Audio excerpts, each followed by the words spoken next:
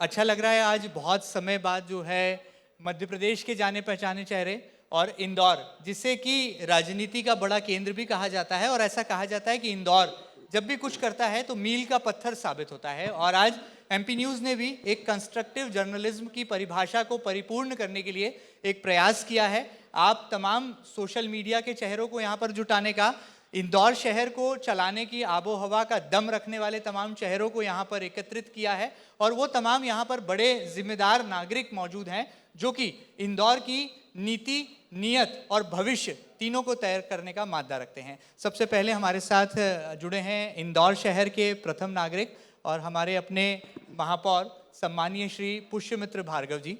मुझे लगता है एक जाना पहचाना चेहरा है और बहुत समय बाद इंदौर को एक इंटेलेक्चुअल मेयर मिला है, तो यहाँ पर ये इनकैश करने वाली स्थिति में इंदौर आ गया है। और आज एमपी न्यूज़ के इस गोल्डन प्लेटफॉर्म पर जब हम इस मीडिया कॉन्क्लेव की शुरुआत करने जा रहे हैं, ठीक पहले आपने गणेश वंदना देखी और उससे ठीक पहले माँ वाग्देवी की मूर्ति पर माल्यार्पण करके इस मीडिया कॉन्क्लेव की शुरुआत हुई है। तो मुझे लगता है कि शुरुआत हम करेंगे हमारे आने वाले समय में, यानी कि साल 2023 के जनवरी महीने में होने वाले 2 अंतर्राष्ट्रीय आयोजनों से। जैसा कि आप सभी लोग जानते हैं कि प्रवासी भारतीय सम्मेलन और उसके बाद ग्लोबल इन्वेस्टर समिट, ये 2 ऐसे बड़े रेड कारपेट हैं। महापौर जी, सबसे पहले तो आपका बहुत बहुत स्वागत है एमपी न्यूज़ के इस लाइव मीडिया कॉन्क्लेव में। धन्यवाद महेंद्र जी, और यहाँ उपस्थित और लाइव देखने वाले सभी दर्शकों को मेरा नमस्कार।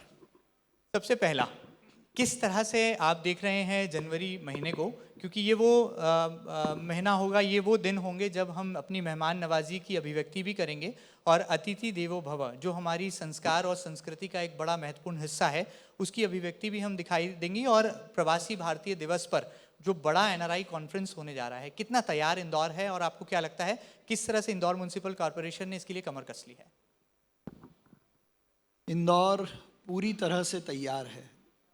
अतिथि देवो भव के भाव से इंदौर हमेशा से अपने अतिथियों का स्वागत करने के लिए आतुर रहता है, लेकिन ये प्रवासी भारतीय सम्मेलन मेरी दृष्टि से कोई इवेंट नहीं है, कोई कार्यक्रम नहीं है, या विदेशों से आए हुए कुछ लोगों का सम्मेलन नहीं है। ये भारत के वो लोग, भारत के वो प्रवासी जो पढ़ने के लिए, रोज़गार के लिए दुनिया के अलग अलग देशों में भारत की धर्म ध्वजा को लेकर, भारत की संस्कृति को लेकर, भारत के विचार को लेकर विगत कई वर्षों से स्थापित हैं, उनके मिलन का कार्यक्रम है। और जब अपने लोग अपनों से मिलने आए तो ये भाव प्रकट करने का कार्यक्रम है। इंदौर को ये सौभाग्य मिला, ये इस बात को दर्शाता है कि अब इंदौर केवल भारत में नहीं, पूरी दुनिया में एक अलग साख लेकर, अलग पहचान लेकर अपने आप को स्थापित करने के लिए तैयार है। तो जिस आधार से इंदौर का चयन हुआ है, उसी आधार पर और उसी के साथ न्याय करने के लिए इंदौर पूर्ण रूप से तैयार है। दुनिया के प्लेटफॉर्म पर, ग्लोबल स्टेज पर इंदौर की जो शोकेसिंग होगी, जो उसका फोकस होगा, वो पूरी दुनिया देखेगी। विशेषकर हमारे अपने प्रवासी भारतीय, चाहे वो होम स्टे के माध्यम से हो, या इंदौर के टूरिज़्म के माध्यम से हो, या इंदौर की अलग अलग खान पान की जो दुनिया में नाम है उसको दिखाने का काम हो।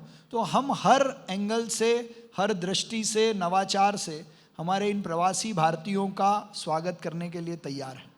किस तरह से आप देखते हैं, क्योंकि एक नया नेतृत्व शहर को मिला है और आपने अब तक के अपने कार्यकाल में अपना लोहा भी मनवाया है, और जैसा कि आपने कहा कि विपक्ष नाम की चीज़ जो है वो राजनीति में नहीं होती है, और आपने नगर निगम से तो उसे दूर करके दिखाया, सहयोगी पक्ष का निर्माण आप करने में जुटे हैं। आपको लगता है कि पूरा शहर और शहर का पूरा बाशिंदा पूरी तरह से आने वाले दिनों की चुनौतियों को पार करने के लिए आपके साथ खड़ा है? निश्चित तौर पर जब लक्ष्य शहर हो, शहर का विकास हो, उसकी शोकेसिंग हो, और इंदौर ने पूरी दुनिया में अपना नाम स्वच्छता में तो स्थापित किया ही है, लेकिन उसके पीछे का भी जो आधार था वो था जन भागीदारी, जन संवाद और इंदौर की जनता की संस्कृति। तो ये जो जनभागीदारी है, ये ही एक सबसे महत्वपूर्ण बात है, जो चाहे वो विपक्ष हो या इंदौर का कोई सा भी ऐसा पक्ष जो इंदौर की चिंता करता है, इंदौर की बात करता है, तो जो कुल मिला के हमारा इंदौरी भाव है, जब इंदौरी भाव की बात आती है तो सत्ता विपक्ष मुद्दे गौण हो जाते हैं। केवल इंदौर के प्रति प्रेम और उसको दुनिया में स्थापित करने का भाव ही अग्रणी रहता है, और उसी आधार पर अभी इंदौर प्रवासी भारतीय सम्मेलन की तैयारी कर रहा है। आप देखेंगे इंदौर की हर गली मोहल्ला चौराहा, हर बड़ी बिल्डिंग स्वयं प्रेरणा से लाइटिंग करने को तैयार है। इंदौर के जितने बाज़ार दिवाली के समय सजते हैं, उनसे अच्छी तरीके से सजाए जाएंगे। इंदौर का चाहे छप्पन हो, सराफा हो, प्रवासी भारतीयों के लिए GIS मीट के लिए अपने व्यंजनों को अलग प्रकार से तैयार कर रहा है। साथ ही केवल सौंदर्यीकरण, अतिथि देवो भव के साथ स्वागत के अलावा, चाहे व्यापारिक दृष्टि से हो, शिक्षा जगत में अपने आप को स्थापित करने की बात हो, या ग्लोबल प्लेटफॉर्म पर इंदौर का जो लोकल प्रोडक्ट है, जिस वोकल फॉर लोकल की हम बात करते हैं, उसके साथ ब्रिज करने की बात हो, तो ऐसे तमाम हमारे जितने फाइनेंशियल सेक्टर के लोग हों, चाहे चार्टर्ड अकाउंटेंट्स का एसोसिएशन हो, डॉक्टर्स का एसोसिएशन हो, लॉयर्स का एसोसिएशन हो, फिकी हो, ये सब भी इंदौर को और इंदौर के इस पोटेंशियल को दिखाने के लिए और दुनिया के साथ साझा करने के लिए तैयार है। महापौर जी, हमने देखा कि इन दिनों आपकी एक अलग छवि भी नज़र आ रही है। जिस तरह से सूरज की पहली किरण के साथ आप सुबह निकल पड़ते हैं और किसी एक वार्ड में जाकर वहाँ पर योग शिविर का आयोजन होता है, आप रहवासी संघों के साथ बैठते हैं, चर्चा करते हैं, संवाद करते हैं और योग के प्रति एक जागरूकता का अलख भी जगा रहे हैं। किस तरह से आप इस अपनी योजना को प्रेरणादायी मानते हैं और इसके क्या दूरगामी परिणाम इंदौर के सकारात्मक भाव में दिखाई देंगे? देखिए, योग शब्द का ही भाव है कुछ चीज़ों का जुड़ाव। स्वच्छता में हम नंबर 1 हैं और लगातार वो स्वच्छता बनी रहे, इसलिए सफाई सुबह होनी चाहिए। तो जब हम सुबह उठकर निकलते हैं और पूरी टीम के साथ निकलते हैं, तो चाहे वो सफाई मित्रों को प्रोत्साहित करने की बात हो, सफाई का निरीक्षण हो, ये अपने आप हो जाता है। लेकिन स्वच्छता में नंबर 1 होने के साथ साथ स्वच्छ इंदौर और स्वस्थ इंदौर बने, तो योग एक ऐसा माध्यम है जो भारतीय परंपराओं पर आधारित है, व्यक्ति को व्यक्ति से जोड़ने का काम करता है। तो जनप्रतिनिधियों का स्वस्थ रहना, लोगों का स्वस्थ रहना, लेकिन सिस्टम भी स्वस्थ रहे, जनता से संवाद होता रहे स्वस्थ माहौल में, ये एक उसका अभियान है। और अभी हमने कुल 10 कैंप अलग अलग वार्डों में किए हैं। तो योग करने के बाद उस वार्ड का निरीक्षण, दौरा, वहाँ की समस्याओं को सुनना, उनको हल करने का प्रयास करना, साथ ही ये एक संवाद का माध्यम है। अब हमने पिछले 3-4 महीनों में जो काम किए वो सोशल मीडिया के माध्यम से, आपके माध्यम से तो जनता तक जाते हैं, लेकिन जब सीधा उसका संवाद होता है तो माउथ पब्लिसिटी को हमेशा ये माना जाता है कि वो सबसे अच्छा माध्यम है और वो ही असली पब्लिक ओपिनियन बनाने का काम करती है। तो मुझे लगता है कि जब हमने 3-4 महीने के किए हुए काम, जो संकल्प हमने लोगों से लिए थे, एक हमने कहा था कि शहर में 100 सिटी फॉरेस्ट बनाएंगे जो शहर के लंग्स के रूप में काम करेंगे। तो ऐसे 100 सिटी फॉरेस्ट का स्थान तय करके वहाँ पेड़ लगाना शुरू हुआ। तो ये बात जब हमने लाइव लोगों को बताई तो उसको समझने का और उससे कनेक्ट होने का लोगों का आनंद अलग था। हर वार्ड में एक संजीवनी क्लिनिक हो जो स्वास्थ्य का बड़ा केंद्र बने, तो ऐसे 22 केंद्रों का स्थान तय करके वहाँ टेंडर करके काम शुरू करना हो। ट्रैफिक की जो इस शहर की सबसे बड़ी समस्या है, उसको हल करने के लिए माननीय मुख्यमंत्री जी ने, नितिन गडकरी जी ने इस शहर को अलग अलग 11 पुल की जो सौगात दी है, वो तो अपनी महत्वपूर्ण भूमिका निभाएगा, लेकिन इस शहर में हमने इंटीग्रेटेड ट्रैफिक मैनेजमेंट सिस्टम लागू किया जो अलग अलग 51 चौराहों पर सेंसर्स और कैमरा के आधार पर इस शहर के ट्रैफिक को चलाने का काम करेगा। जो लोग ट्रैफिक के नियम तोड़ेंगे उनको चालान भेजने का काम करेगा, और शहर में आने और जाने वाली ऐसी गाड़ियां जो ब्लैक लिस्टेड हों, डिफ़ॉल्टर हों या गलती से चोरी हुई हों, और उनको ट्रैक करने का काम भी इस सिस्टम में लगने वाले कैमरे करेंगे।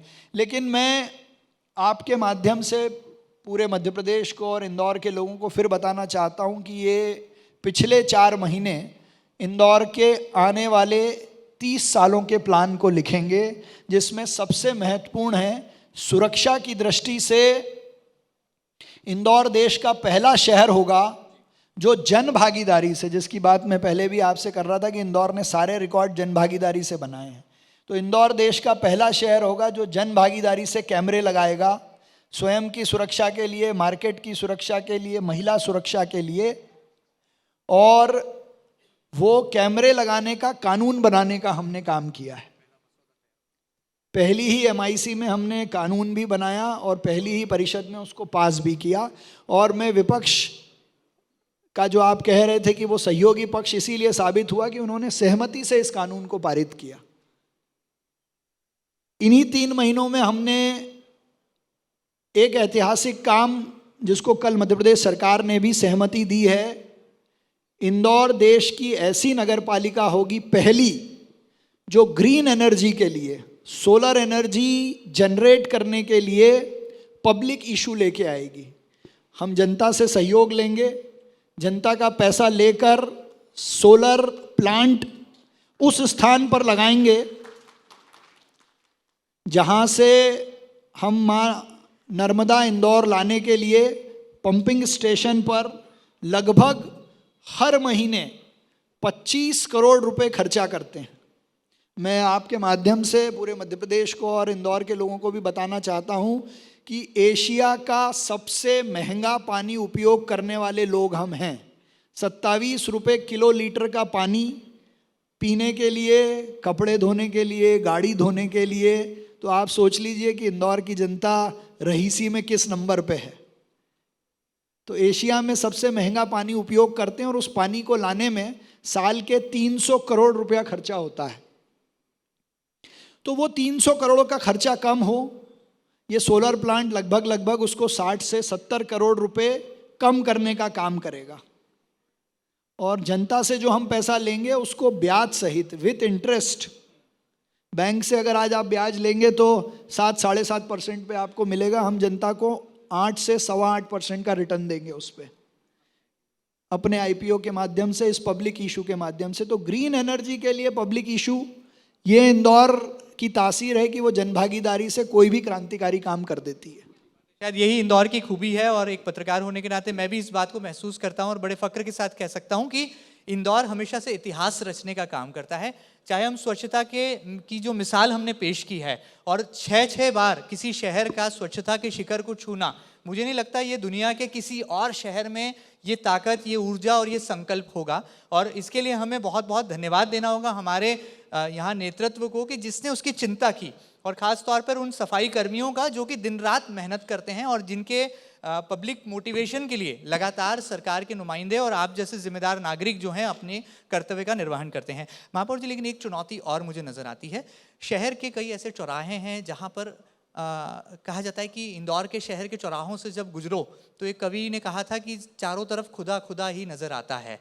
तो ये चुनौतियाँ कैसे आप इसे पार करेंगे, क्योंकि जो विदेशी मेहमान आएंगे या जो हमारे प्रवासी भारतीय मेहमान होंगे और जब वो इंदौर के इन चौराहों से गुजरेंगे, हालांकि हमने देखा है कि पेचवर्क के काम में भी लगातार डबल स्पीड से काम हो रहा है, लेकिन इस चुनौती को भी आप उतनी ही तन्मयता से पूरा करने के लिए, दूर करने के लिए कटिबद्ध हैं? जो ऐसे सड़क के क्षेत्र थे जो बारिश के कारण या उस कारण से हुए थे, वो तो हमने पूरे शहर के सारा पैचवर्क करने का काम किया है।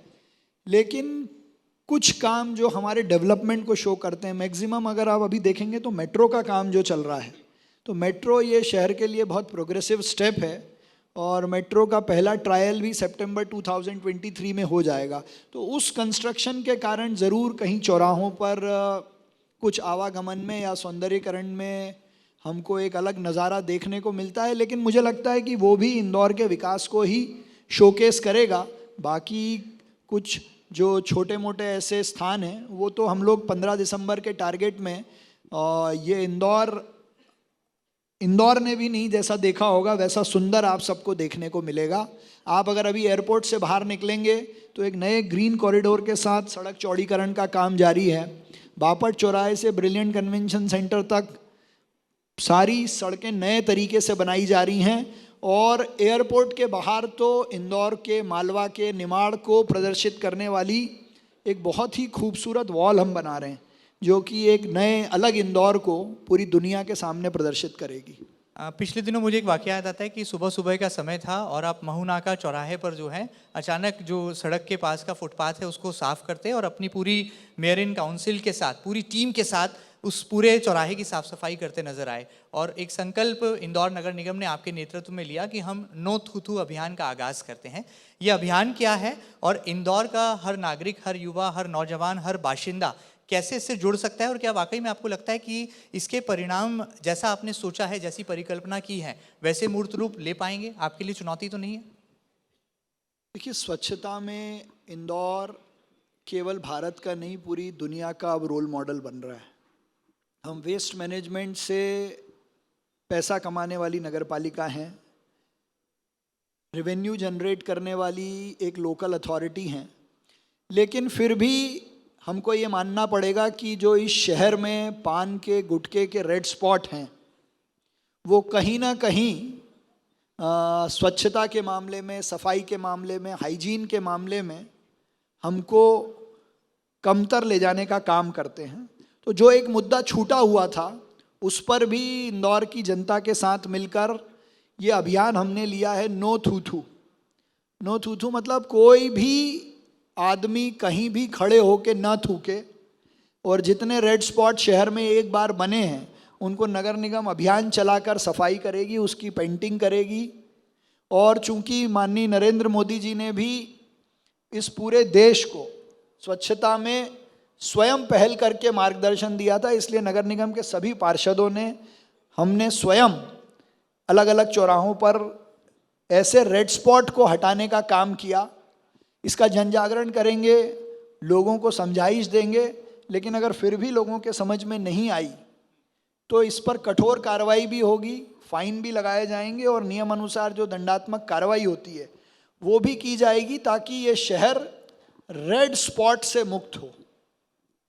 हमारे अच्छे भले पीले और काले मीडियन लाल दिखाई देते हैं। गलियों के कोनों पर, बिल्डिंगों के कोनों पर जो रेड स्पॉट है वो कहीं ना कहीं दुनिया में लोगों को मौका देते हैं कि इंदौर की स्वच्छता पे वो किसी कारण से थू थू कर पाए। इसीलिए दुनिया में कहीं भी इंदौर की स्वच्छता पे कोई प्रश्न चिन्ह खड़ा ना हो, इसलिए ये अभियान है। एक चिंता और आपने बहुत की और आपके पहले निगम परिषद सम्मेलन में भी आपने उसको अमली जामा पहनाया, मिल मजदूरों की चिंता।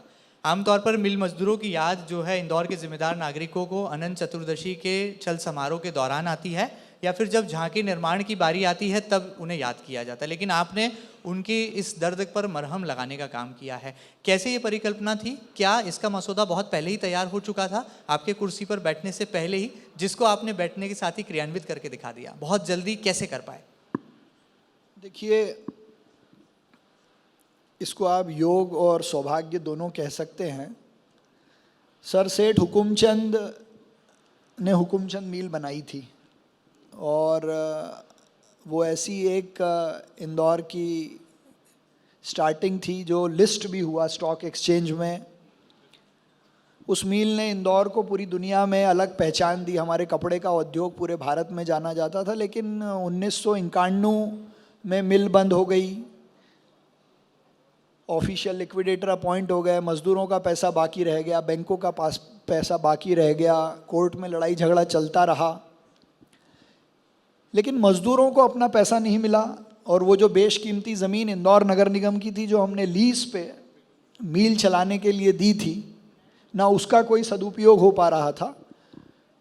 मध्य प्रदेश सरकार ने माननीय मुख्यमंत्री श्री शिवराज सिंह जी चौहान के नेतृत्व में ज़रूर हर बार एक सकारात्मक पहल की कि मज़दूरों का पैसा लौटाया जाए और कुछ इसका सदुपयोग किया जाए।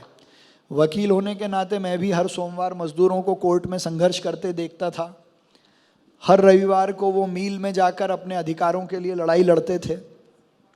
तो ऐसा योग सौभाग्य बना कि वो पहली ऐसी फाइल थी जो महापौर बनने के बाद मुझे देखने को और समझने को मिली, तो एक रास्ता ये निकल के आया उसमें कि यहाँ बड़े आईटी पार्क को बनाया जाए, आईटी के लिए लोगों को जगह देने के लिए एक इंफ्रास्ट्रक्चर तैयार किया जाए और मध्य प्रदेश सरकार के सहयोग से पहले मजदूरों का पैसा चुका दिया जाए और फिर इस ज़मीन जो कि नगर निगम की थी, तो नगर निगम को ही फैसला लेना था कि हमारी ज़मीन का एक्चुअली हमको करना क्या है। तो वो फैसला हमने लिया कि इस पे आईटी पार्क बनाकर इसमें अगर ऑफिसेस और बाकी चीज़ें बेची जाएं तो उससे जो पैसा आएगा उससे हमको भी प्रॉफिट होगा, मज़दूरों का भी पैसा चुकेगा। तो ये प्रस्ताव करके, ये निर्णय लेके इच्छा शक्ति से हमने माननीय न्यायालय के समक्ष रखेंगे और मुझे पूरा विश्वास है क्योंकि मज़दूरों का इसमें बहुत सहयोग है, तो मुझे लगता है कि कोर्ट भी इस पे सहमति देगी। तो कुल मिला के जो बात हमने कही थी कि ये शहर बस्ती से लेकर बिजनेस सेंटर तक जाने वाला शहर है, तो मील का जो क्षेत्र था, जो बस्ती का क्षेत्र था, अब बड़ा बिजनेस सेंटर वहाँ बनने का रास्ता खुला है। एक और सवाल मेरे जहन में था। आमतौर पर हमने देखा है कि जो राजनेता होते हैं उनकी छवि या उनका जो व्यक्तित्व जो होता है वो कुर्ते के साथ होता है, जैकेट होता है और उसमें और भी रंग होते हैं, लेकिन आपने जो है अपना एक कॉमन मैन स्टाइल को जो है अपना एक आइकॉनिक इमेज बना लिया है। और ये मुझे ऐसा ध्यान आता है कि जब आप काले कोट के साथ नज़र आते थे पूर्व महापौर से पहले, तब भी जो है आपका एक स्टाइल स्टेटमेंट ऐसा ही रहा। तो इसके पीछे कोई राज की बात है या फिर एक युवा नेतृत्व जब कोई जिम्मेदारी वाली कुर्सी पर बैठता है तो एक नए संदेश के साथ नए संदेश को संप्रेषित करने का कोई उद्देश्य आपने इसके साथ तय किया है? क्या इसके पीछे राज है? दोनों ही बातें ले सकते हैं उसमें, लेकिन ये तो सहज है, जो हम लोग पहले पहनते थे चुनाव लड़ने के पहले वही ड्रेसअप कंटिन्यू है, उसमें कोई चेंज नहीं है। अरविंद केजरीवाल ने दिल्ली में जब कुर्सी संभाली थी तो उन्होंने अपने लुक में कोई काम नहीं किया और वैसा ही कुछ आपके साथ भी नजर आ रहा तो है। मैं वही कह रहा हूँ कि जैसे थे वैसे ही हैं। और ऐसे बहुत सारे उदाहरण, देवेंद्र फडणवीस जी को आप देखेंगे तो नितिन गडकरी जी भी हैं, कई सारे लोग हैं। और ऐसा नहीं है, मतलब कुर्ते पजामे हो चाहे और भी कोई भी ड्रेसअप हो, मेरे को सब पहनने का शौक है, जब जो मर्जी करती है मैं पहन लेता हूँ। ये जो सुबह सुबह महापौर जी की योग क्लास लगती है, क्या यही उनका फिटनेस मंत्र है या इसके अलावा भी वो अपने 24 घंटों के जो शेड्यूल को तय करते हैं तो उसमें कहीं और अपने लिए वक्त निकाल पाते हैं? नहीं नहीं, बस वो सुबह का योग ही फिटनेस का मंत्र है। आज के नौजवानों को क्या कहेंगे एक युवा महापौर होने के नाते? और चुनाव के दरमियान एक डायलॉग बहुत चला था, लोगों ने कहा था जब कांग्रेस और भारतीय जनता पार्टी का चुनावी घमासान चरम पर था कि कौन फ्लावर है और कौन फायर है, ये चुनाव के नतीजे तय करेंगे। और आखिरकार फायर आप निकले और फ्लावर को हार मिली। किस तरह से इस फायर वाली इमेज को आज भी आप अपने साथ लेकर चलते हैं और जो लोगों की प्रतिक्रियाएं आप तक पहुंचती है? व्यक्तिगत तौर पर एक पत्रकार होने के नाते मैं ये जानना चाहूँगा कि महापौर जी तक क्या शहर के हर नागरिक की प्रतिक्रिया पहुँच पाती है? और पब्लिक फोरम में तो आपके साथ संवाद के सुनहरे मौके जिम्मेदार नागरिकों को मिल जाते हैं, लेकिन एक जो आम आदमी है जो अपने जन्म प्रमाण पत्र के लिए संघर्ष करता है, ऑनलाइन दुनिया से वो वाकिफ़ नहीं है, रोजी रोटी दो जून की 2 वक्त की रोटी के लिए संघर्ष करता है, क्या उसका संवाद भी महापौर जी से सीधा कभी हो पाएगा? ऐसा अवसर महापौर श्री पुष्यमित्र भार्गव देंगे कभी? नहीं, मैं एमपी न्यूज़ के माध्यम से पुनः सब लोगों को बताना चाहता हूं कि अभी केवल इन 4 महीनों में आप बाकी प्लेटफॉर्म्स छोड़ दीजिए, Twitter, Facebook, Instagram, mayor helpline, अकेले मेरे पर्सनल एसएमएस जो मुझे आते हैं, चाहे वो शहर में लोगों की समस्या के हों, सुझाव के हों, उनसे हमने सीधे करीब 350 लोगों की समस्याओं को सुनकर हल करने का प्रयास किया है। हम लोगों ने एक व्हाट्सएप ग्रीवान सिस्टम शुरू किया है। नगर निगम के कुछ अधिकारी और कुछ हमारे कम्युनिकेशन के लोग, जिस किसी की फ़ोटो के साथ कोई समस्या आती है उस ग्रुप में डाली जाती है, जो मेयर हेल्पलाइन के रूप में काम करती है। तो मेयर हेल्पलाइन तो सब लोगों के लिए है ही, 311 का ऐप भी है, उसमें हमने मोबाइल नंबर, फ़ोन नंबर भी ऐड किया है। इसके अलावा हर मंगलवार और गुरुवार को शाम को 3 से 5 हम सिर्फ नगर निगम में लोगों से, जनता से मिलने का ही काम करते हैं। तो और सोशल मीडिया पे भी जितने शिकायत सुझाव आते हैं, लोगों की प्रतिक्रिया आती है, और व्हाट्सएप मुझे लगता है ऐसा माध्यम है जिस पे शहर का कहीं भी रहने वाला आदमी अपने सुझाव, अपनी शिकायत और अपना फीडबैक ज़रूर देता है। तो मुझे लगता है कि सोशल मीडिया के युग में लाइव कनेक्टिविटी लोगों से है, तो वो एक माध्यम है जिससे चीज़ें मालूम पड़ती रहती हैं। ये फ्लावर और फायर से अलहदा है, थोड़ा अलग है, थोड़ा जुदा है।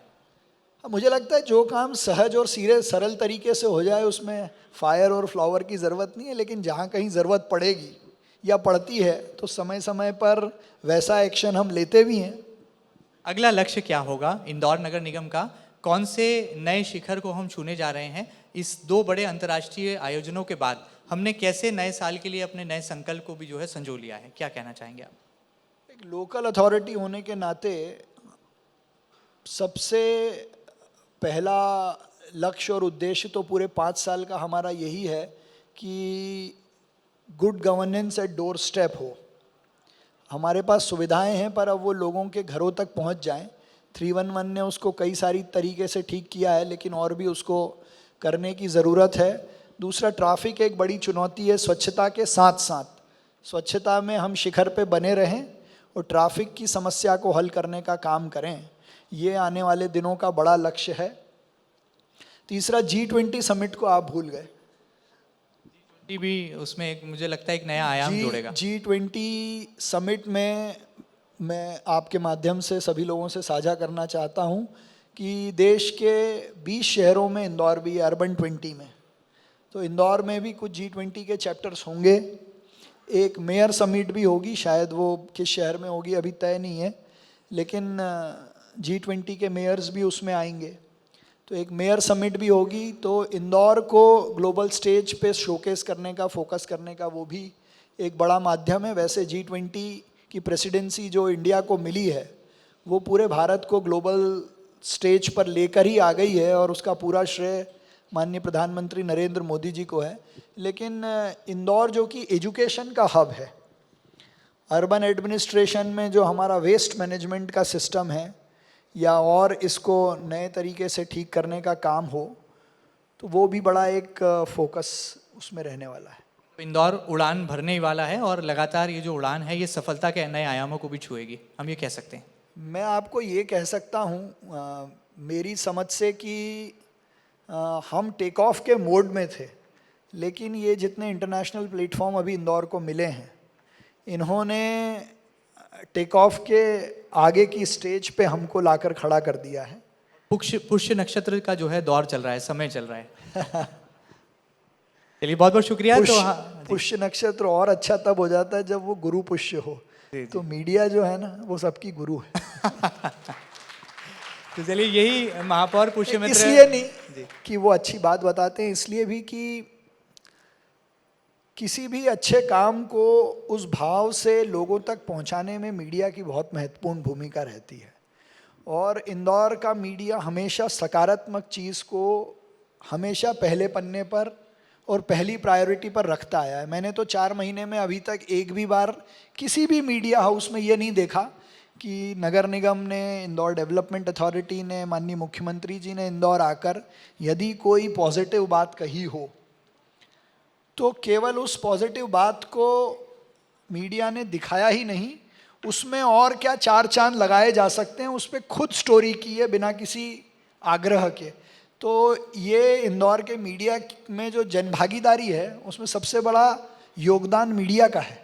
बहुत बहुत शुक्रिया कि आप देश के चौथे स्तंभ को इतना सम्मान दे रहे हैं और चौथे स्तंभ के सशक्त प्रहरी जो कि सम्मान के अभाव में बिना किसी प्रभाव में 24 घंटे 7 दिन फील्ड पर रहकर अपना दायित्व निभाते हैं। तो मुझे यहाँ पर आपको साधुवाद देना होगा कि आप मीडिया के साथियों को भी जो है अपने कार्यकाल में उतना ही सम्मान और उतना ही तवज्जो दे रहे हैं और इस बड़े प्लेटफॉर्म पर आकर आप अपने मन की बात, अपने दिल की बात जो है इंदौर के बाशिंदों से और हमारे तमाम श्रोताओं और दर्शकों से साझा कर रहे हैं। उम्मीद की जा सकती है कि पुष्यमित्र भार्गव जी जैसा जो व्यक्तित्व है ये न केवल हरफन मौला है बल्कि जीवन में एक नेक इरादे और वादे के साथ आगे बढ़ने का मादा भी रखते हैं, कानून के जानकार हैं। इसलिए राजनीति में जो उल्लू पटाने की कहावत है वो इन पर जो है चरितार्थ नहीं होती। शायद यही वजह है कि इन्होंने पहले ही बॉल पे विपक्ष को सहयोगी पक्ष का नाम देकर ये साबित कर दिया कि 5 साल सरकार भी चलाएंगे, इंदौर की निगम सरकार की कुर्सी पर भी काबिज होंगे, लेकिन अपने अलहदा अंदाज में। तो बहुत बहुत शुक्रिया अदा करेंगे महापौर जी आपका कि एमपी न्यूज़ की पूरी एडिटोरियल टीम के आग्रह पर आप इस फोरम पर हाजिर हुए और आपने तमाम दर्शकों के साथ, हमारे श्रोताओं के साथ, हमारे सुधी पाठकों के साथ जो है अपने मन की बात को साझा किया।